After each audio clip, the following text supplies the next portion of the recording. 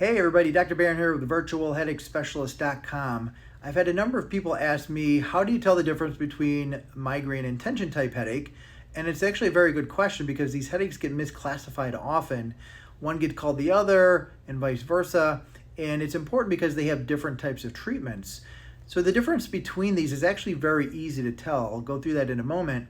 But first of all, I want to say that tension type headache is by far the most common headache disorder.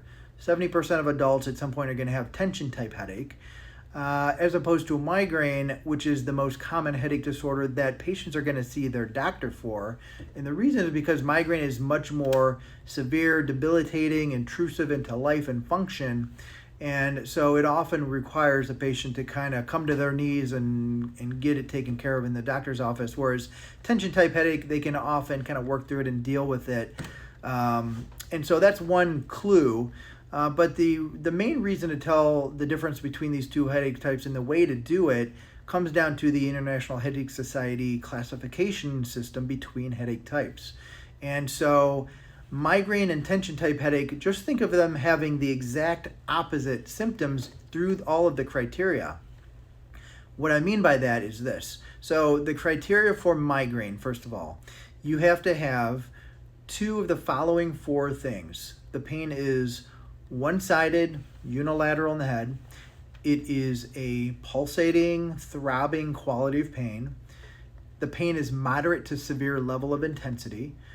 And the pain worsens with physical activity and exercise. So you have to have two of those four things. And then you have to have one of the following two.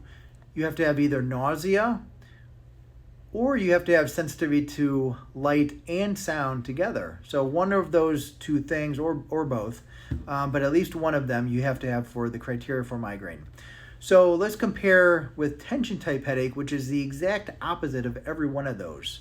So first of all, the location for tension type headache is bilateral, so it involves both sides of the head. Migraine can definitely do that often, but tension type has to be involved both sides of the head. It's a pressing, tightening quality of pain, like a pressure type. It's not throbbing, non-pulsatile. So if there's any throbbiness at all in it, it moves it out of tension type criteria and into migraine criteria. Tension type headache cannot have throbbiness. The pain for tension type headache is moderate to severe level of intensity, as in contrast to migraine, which is moderate to severe. And then it is not worsened by physical activity as opposed to migraine. So for tension type headache, you have to have two of those four things, each of them being the exact opposite of the other type of headache disorder. You also have to have no nausea. There cannot be any nausea with tension type headache. If there is, it's not tension type headache.